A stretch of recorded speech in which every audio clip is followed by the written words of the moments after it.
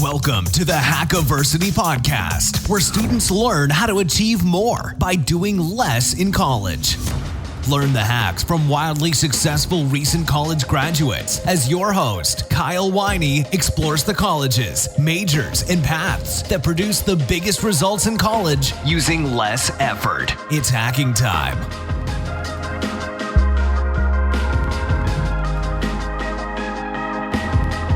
Hello, ladies and gentlemen. This is Kyle Winey bringing to you the Hackiversity Podcast. Choosing a major is super complicated. There are literally hundreds of options. Where do students even start? Where can students turn for good advice? Meet Dan Davy. At the age of 22, Dan cleverly crafted together a resume using a strategic major selection process, which has helped Dan land a job deep within the Florida legislature. Even though that position was designed for law school students, Dan impressed enough to score the job. As a result, Dan drafted pieces of legislation which are still in the books today. Can you imagine drafting laws as a 22-year-old? Truly impressive stuff.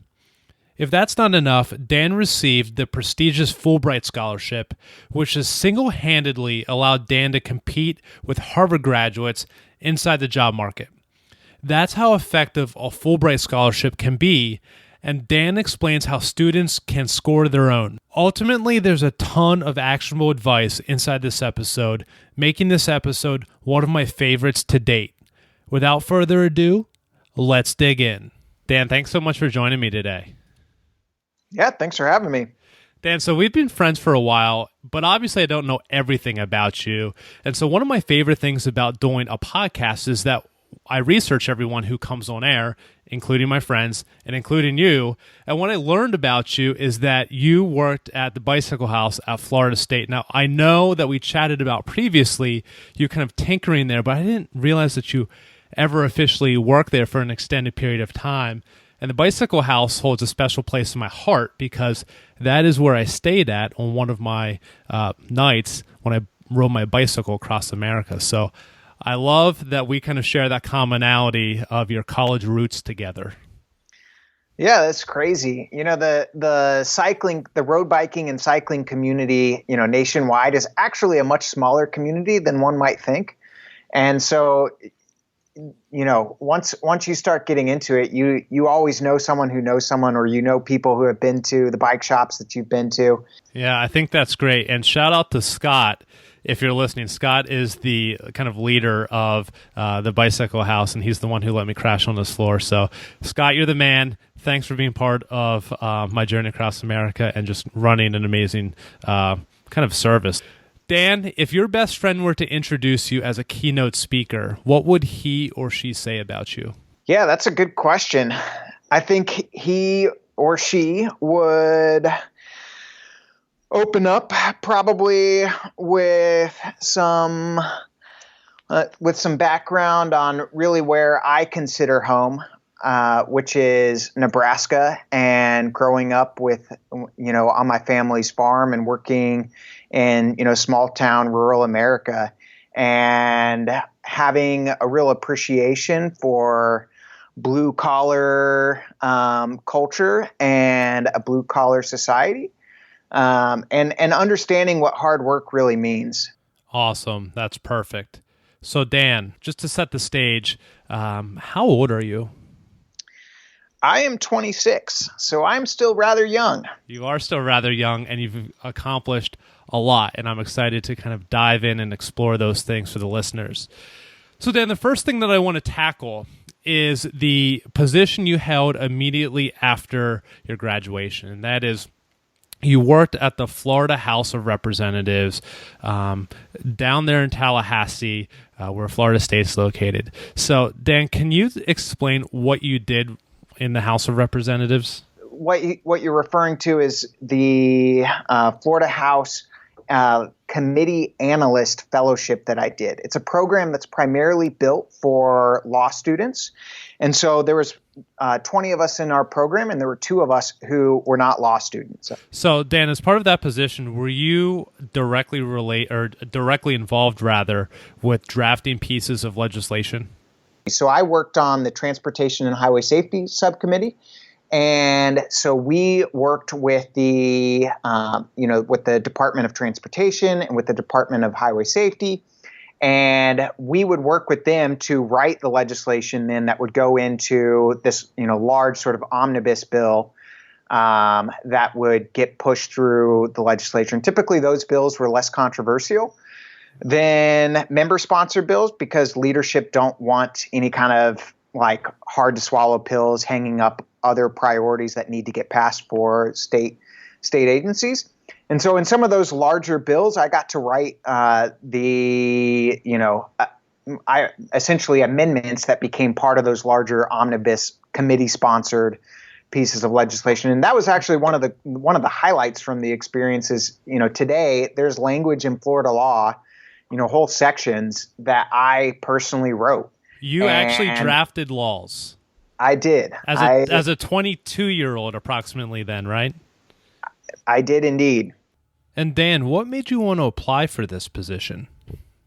I felt like gaining quality experience in the policy-making process and really learning how policy is made and learning how the political process works would really be valuable in understanding how development and international affairs works in a place like DC. And furthermore, so much of the international development work that goes on is in the areas of democracy and governance and helping countries run effective democracies. And how do they effectively run a legislature? How does an executive branch effectively engage with the policy making process, and how do they integrate civil society into those things? So you wanted to look from the inside is what you're saying. Yeah, so precisely. So I felt like working as an analyst from the inside would give me a really great view in how it works well in American democracy, and then that would be applicable then to doing development work, which it has in some ways. Cool. Why did you choose to double major in both history and economics? Why not just history, or why not just economics? Why both? Going into college, I went to an academic camp. It was a Christian academic camp that was tremendously influential on me, and I think really set me on the track that brought me to where I am today. And one of the key takeaways from that camp was this idea of loving God with my mind. And, many Christians think about the passage where it says, you shall love the Lord your God with all your heart, soul, and, strength and mind. And we think about that and we think like, oh, just love God with everything you have. And it's this like, put all your emotion into it, all your passion into loving God. But what that camp taught me was that loving God with your mind encompasses so much more than that. And it really, it's about learning to think well and learning to think well about the world and learning to think critically and truthfully about the way the world works and understanding why it is the way that it is, so that we can influence it to make it a better place, and that is an actual worshipful experience. And understanding and the way that the world works and understanding and being able to effectively communicate those things. For me, I felt like really the best way that I could do that was through studying history and studying economics. And I think that for a couple of reasons. One, history provides the context for why the world is the way that it is. History is not really about, for me at least, memorizing facts and memorizing names and dates, but rather it's about understanding why the world has developed and changed in the ways that it has, and why societies rise and fall in the way that they do, and why economies, grow and develop and crash in the ways that they do. And history really provides you with the narrative side of the story.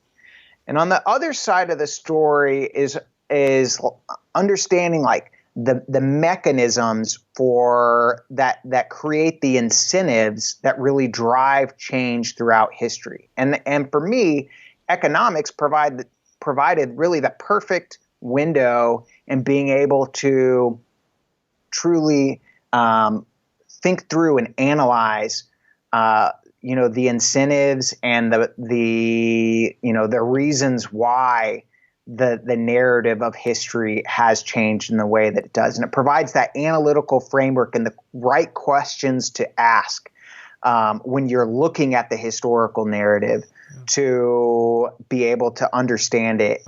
So Dan, really for you, double majoring in history and economics was really about two different windows into the same issue, and that was understanding the big questions in life. And you were just coming at that issue from different perspectives. So it's more of an intellectual move on your end, it sounds like. Definitely. What exactly do employers think of someone like you who brings a double major to the table? One that is technical in nature, such as your economics degree, and one that is non-technical in nature, such as your history degree. Yeah, so I think that combining the technical and the non-technical sorts of degrees provides to employers an ideal mixture of being able to communicate effectively, aka history, being able to research things well and in great depth, being able to effectively contextualize. But I think the biggest thing that it provides is the ability to communicate and to write. And those are all under the history umbrella that you're under talking. The history, Yeah. Exactly. Okay. And under the economics umbrella, economics provides a analytical mindset that you bring to problems and the ability to effectively problem solve and to effectively understand, what sort of incentives are going to be needed to make, to make the changes that you want to see on whatever, even on a small level on the projects that you're working on at work. And then of course, economics also has a very rigorous quantitative side, mathematical side, and it provided both. An economics major requires that you take a lot of math classes, but it also forces you to actually apply the math in really interesting ways and using math then to solve really interesting issues and questions about the world. So Dan, what are some strategic double majors you would recommend for current or incoming college students? Well, I'm biased, and so I would recommend to someone who is interested in history.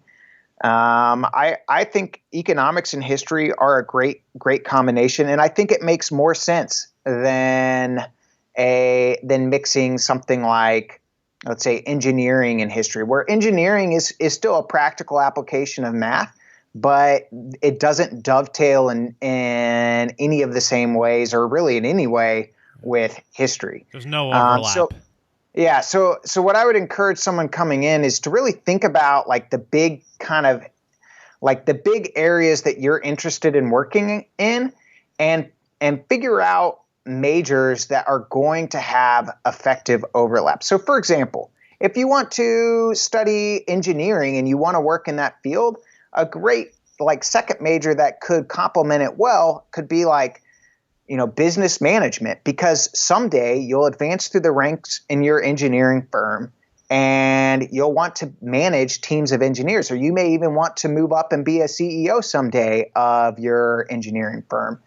And in which case, having, quality education in how business works and how to effectively manage teams and how to effectively manage finances is going to be really crucial. So I think it's all about looking at the two, majors that you're considering and making sure that they complement each other in a way that makes sense and that you're going to be able to really leverage to have a more productive career. Yeah. Dan, I know that one of the biggest objections to a double major is just that students say they don't have enough time. They don't have enough time to do economics, for example, well, and so they by no means want to add another major to their already full plate. So what do you say to students that, object on those grounds? I would want to ask a few questions in general to understand their background. In many cases, many students today are, as they go through high school, studying at local community colleges, and they come in with like a semester's worth of credit, or in my case, 2 semesters worth of credit, or they've taken a bunch of AP classes or IB. And so as they're entering college, they're already set up with tons of their gen eds already knocked out. And in which case, like, I can understand maybe you just want to take 12 credit hours a semester, but like, I would really want to explore more, like, what are your actual circumstances? Because sometimes, students look at like the course requirements of a major and they don't really think through like what they're already bringing to the table. And in many cases, people have far more ability to link up those sorts of majors than they may otherwise think. And the second piece to this is lots of majors outside of engineering and like pre-med don't have that large of core requirements. So like as a history major, I think I was required to take like a grand total of like 35 credit hours in my history major, which is obscenely low. So that's basically a year, right? Yeah. Yeah. Or as an econ major, I think I was required to take 40 or 45 hours, which is, a year and a half. Yeah. So what you're saying, Dan, is it's totally possible. It's totally possible to double major without burning yourself out. Totally. And if you're studying something like poli-sci or international affairs or history or sociology or any of those kind of like interesting degrees that aren't necessarily very technically rigorous, like those degrees almost always have a very low course requirement for the majors, and you have the ability to pair them up with other majors that are going to be technically more rigorous and provide a more appealing overall, resume that you can present to employers. Yeah. And I just really want to drive this point home, Dan, and that is a strategic pairing of a non-technical major and a technical major is so effective that it opened the door to the legislature for you. Is that right? Yeah, definitely. I don't think that I would have gotten into the legislature without the two together. So Dan, I want to transition to your Fulbright scholarship now. And you won the Fulbright scholarship your senior year of undergrad. Can you explain to the listeners out there what exactly is a Fulbright scholarship? Fulbright has really 2 components. One is sending U.S. students abroad. So you could send like a master's student, for example, to go, or an undergraduate student to go and conduct a research program in another country, usually in partnership with another university in the other country. And then the other piece is there's a reverse side where we bring people from other countries to come and conduct similar research in the U.S. And then the specific program that I did was sending U.S. students to go and teach in institutions abroad. So I taught I taught English in a Malay school in a small community. And but far more than English, and I think my impact was much more than what I taught them about English. I taught them about, American culture and understanding the world, and, understanding why America is the way that it is, and all these things that oftentimes people in other countries don't naturally think about, just like we in America oftentimes don't actively think about why other countries have developed the way that they are, or why they have the cultures that they do. And so it was an amazing experience for me to teach them, but also for me to learn from the Malaysians, and then ultimately to bring back everything that I learned and really to promote more understanding and more effective international relationships among my friends and among my colleagues and peers. So it made you more of a citizen of the world. Exactly. Yeah. Yeah. So Dan, just so everyone can have an understanding about Fulbright, can you explain what kind of requirements are demanded for entry into the program and sort of the prestige that surrounds it? Yeah, so Fulbright is a very competitive process in which you write a series of essays about why you believe that program is really strategic and valuable for yourself. You write, about who you are as a person, what your strengths and unique experiences are that make you particularly valuable for that program, and you get recommendations from your faculty and from professional recommendations, all these different things, and then you go through an interview process where usually faculty at your university will grill you on who you are as a person and why that program really makes sense for you, and why that makes sense, for the U.S., because you're really being evaluated on a national level, and you're competing against people from Harvard and Yale and Princeton and all the top institutions. And so one of the cool parts about Fulbright is it provides a playing field in which someone like myself, who went to a state university like Florida State, was able to compete with people who are going to top level institutions, and to really prove myself and obtain a valuable credential and experience that sort of levels the playing field now for me, between Florida State and other top level institutions that typically outrank Florida State. Wow. So to be clear, Dan, what you're saying is that even though Harvard may be more prestigious, as it were, in a given field, when you couple your Florida State degree with a Fulbright scholarship, all of a sudden you become just as competitive for those jobs as the Harvard graduate.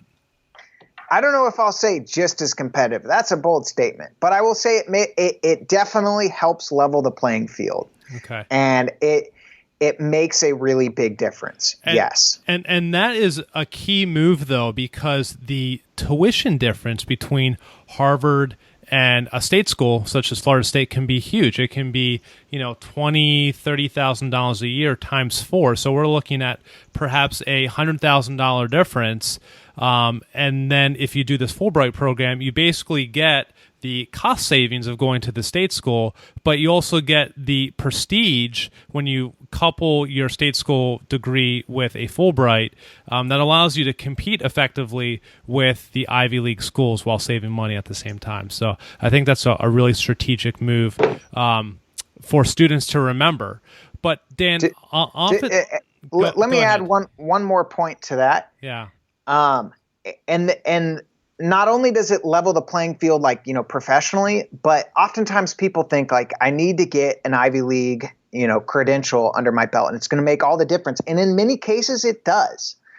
But with something like Fulbright under your belt, it opens the door to graduate education at an Ivy League school that would never otherwise be open to you. And so many of my colleagues from that Fulbright program have gone on and have gotten their law degrees from Harvard, or have gone to the School of Government at Harvard and Yale and Princeton and all these amazing institutions.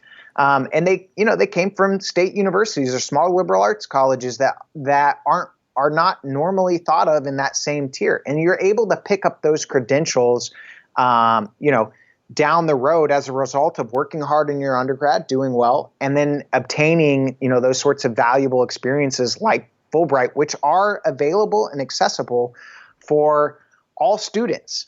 Yeah, I think that's so critical, and let's unpack that this will be the last point under the Fulbright, and that is the Fulbright scholarships and other scholarships like it, Dan, are often under the radar. People don't often think about pursuing these kind of scholarships, even though they may be qualified. So what should students do to go about learning more about the Fulbright scholarship, and more importantly, to learn how to angle themselves for acceptance into the program? Yeah, good question. So the biggest piece of advice is one: pretty much every university has an office.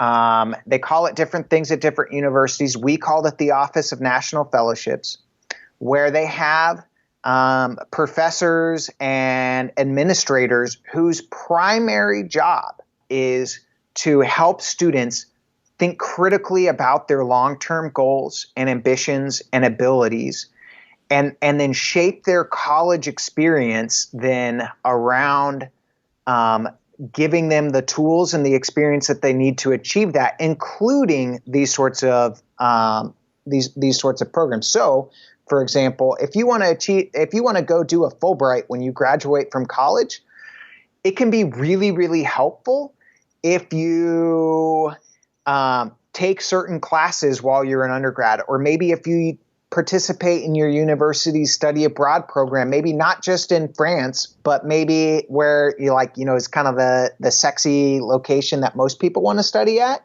Maybe you should think about doing the study abroad program in Hong Kong, which will provide a much more cosmopolitan experience for you, and ability to really develop those experiences. And depending on what your goals are, there's a whole host of different ways that you can leverage your college experience around. And your university is filled with different, opportunities and tools and resources to help you do that. And your Office of National Fellowships or Office of Prestigious Awards, whatever you want to call it, is there to help students do it. And they will hold your hand, through the process, and help you write really good essays that will help you get in, and help you think through how to build effective relationships with your professors, so that they will write you really good recommendations. So like if I had one piece of advice for a college student, it's go into that Office of National Fellowships, get to know them, tell them what your goals are, and be like, what sorts of rewards and fellowships are out there and available for me to to achieve these things, or to achieve more than I thought was possible. Yeah. And those fellowship offices then will tell you what classes are strategic in helping you get into the program, and they will also help you determine what study abroad program would be advantageous, because you mentioned study abroad and course selection as two high leverage ways to get into the program, but the office itself will help you strategize what exactly those things are. Definitely. Yeah. Okay. As a student, it's difficult to know what kind of faculty there is out there in your school and who has that kind of ability. So an Office of National Fellowships really provides invaluable networking, where they're like, oh, you know what? In light of your goals that you have, we need to hook you up with this professor, and you need to go take that course. Or even if you're not going to take his course, we need to help you go have lunch with him and discuss your ambitions and learn from him and his experience or her experience. Yeah. And that's where the real value is, I think. Yeah, that's so cool. In my book, Dan, I talk about one of the keys to networking is that you don't necessarily have to know all the influential people, because that's very laborious. It's very time consuming. It can be very stressful. But what is advantageous is to know the person who knows all those people, because then you only need to know one relationship and you get access to dozens. And so what you're saying is that the connector person here in this instance is the Office of Fellowship, and you go to them and they'll plug you into all these different people because they already know them. I think that's a really great strategic play. Cool. Exactly. So Dan, let's transition to my favorite part of the podcast, and that's what I like to call the rapid fire question section. And this is where I offer up some quick hitting questions, but that doesn't necessarily mean that your answer needs to be quick hitting. So you ready? Yep, I'm ready. Dan, who is the first person that comes to mind when I say the word successful? Yeah, I would think of Walter Russell Mead. He is my intellectual hero, and someone that I read a lot of and would love to become someday. So he's a professor at Bard College up in New York, and also a member of the very prestigious Council on Foreign Affairs, or Council on Foreign Relations. Which plays a really pivotal role in working with the State Department and the decision makers on Capitol Hill on engaging with our foreign policy and thinking well about the world and about foreign policy and all of those sorts of things. Awesome. Yeah, you don't hear that name mentioned very often, so I love that you just introduced so many people to that man. It's really cool. Yeah. Dan, would you say there's a specific college track to get you where you are today?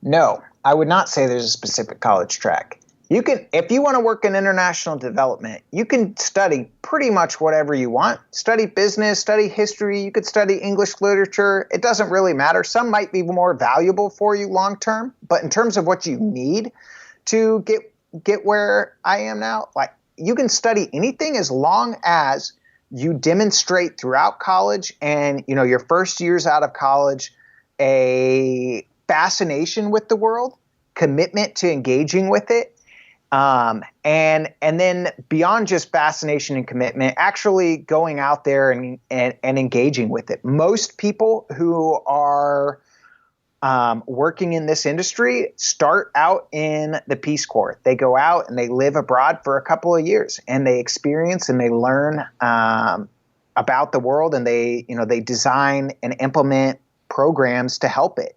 And that's really what it's about. Like, whether you do Fulbright or you do the Peace Corps or some of the other programs that are out there, it's all about demonstrating that commitment to engaging with and helping the world. Yeah.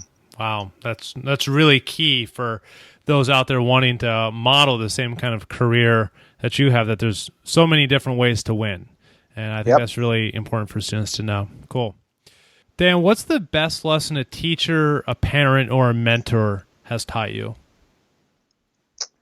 I'll go back to what I shared about that academic camp I went to. I mean, Jesus said, love the Lord your God with all your heart, soul, and mind. And you think about that, he's in my mind, he's the greatest teacher who's ever lived. And loving God with your mind totally transforms the way that you approach academics and learning and your career. And it totally changes your motivation in doing a good job at work once you start your career. It becomes a spiritual experience rather than just working hard for yourself. Yeah, I think it's really simple, but yet profound, and but beneficial all at the same time. I think that's really cool. Dan, what book do you think every high school senior should read? There's a really, really great book that I read. I read it in college, but I wish I read it in high school. It's called The Education of a Wandering Man by Louis L'Amour. Louis L'Amour was a really famous Western novelist who had an awesome life where he, traveled all around the world and has done tons of different interesting jobs and had tons of different interesting experiences. But the reason why that book was so influential for me was because of how he displayed such a consistent fascination with the world and passion for learning. And I think at as young of an age as you can, you want to surround yourself with those sorts of examples of people who are really passionate about achieving the best that they can and about learning as much as they can and about thinking as well as they can about whatever their chosen field is. And for me, when I read that memoir, it was truly inspirational and really was sort of a midway through college renaissance for me in terms of my commitment to really learning and thinking and forcing myself to continue to grow and improve as a person. Yeah. One of my favorite quotes is that you are the average of the 5 people to whom you most surround yourself. And I think that the influence we experience with other people or that the influence other people exert over us, I think is often underestimated. So I think it's just so key that people, particularly college students, are mindful of who they surround themselves with on campus. Yeah. Dan, what is one thing you want a college sophomore listening to this podcast to know?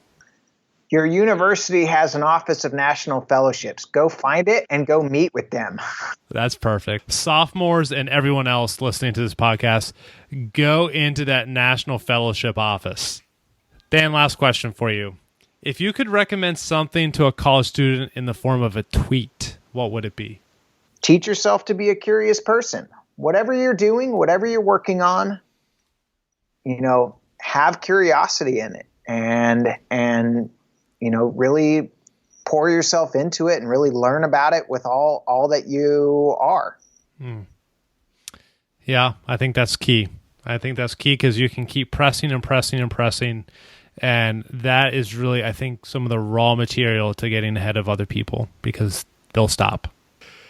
So, Dan, this has been fun. I just really love doing this stuff, and I always enjoy talking to you in particular. So thanks for coming on. Where can people learn more about you and the work you do? I have a LinkedIn, Daniel K. Davy. Look me up. Feel free to shoot me a message if you are interested in learning more about the work that I do and the experiences that I have. I'm always glad to chat with people or do informational interviews. And that sums it up. Cool. Awesome. Thanks, Dan. Cool. Thank you.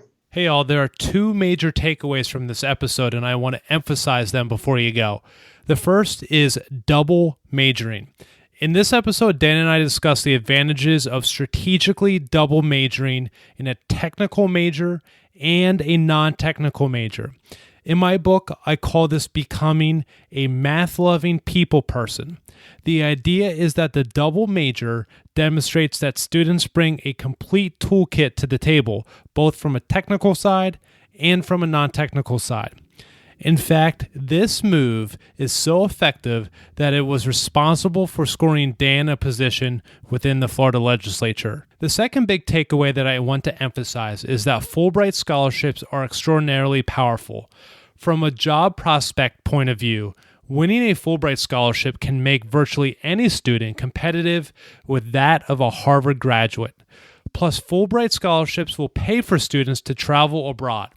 Talk about a high leverage play. That's why I strongly encourage students to figure out how they can score a prestigious scholarship just like Dan did with the Fulbright. That's all for now. Catch you all next time. If you want more Hackiversity and achieving more by doing less in college, you can subscribe to the podcast on iTunes or grab the book on Amazon. For the show notes and the latest on Hackiversity, check out kylewiney.com. Don't forget to follow Kyle on Twitter @KyleWiney and on Facebook at facebook.com/Hackiversity. Till next time, happy hacking.